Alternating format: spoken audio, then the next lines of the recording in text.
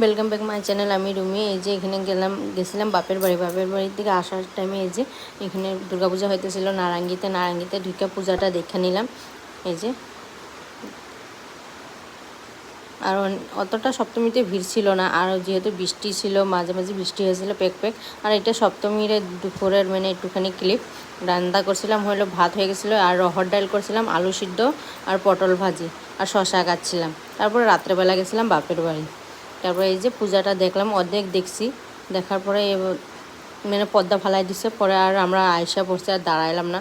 কারেন্টের কাছে অনেক বছর পরে কারেন্টের ভিডিও দেখলাম। ছোটোবেলা সেই দেখছিলাম কারেন্টের ভিডিও, আর এখন দেখলাম। এখনও হয় জায়গায় জায়গায়, কিন্তু আমরা বেশি দূরে যাই না, সামনেই পূজা দেখি।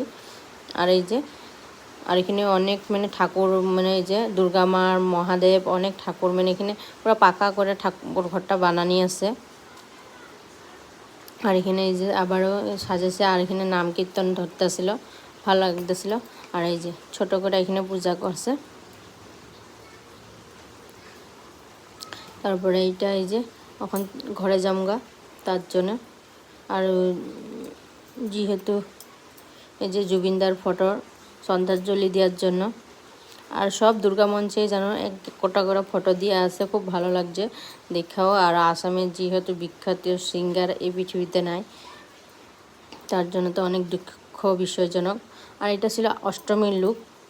অষ্টমীতে একটুখানি ভিডিও শেয়ার করছে। এই যে এটা ছিল গীতানগরের ভিডিও, আসামের এই প্যান্ডেলটা অনেক বড় করছিল, আর এত ভিড় করার মতন ছিল না।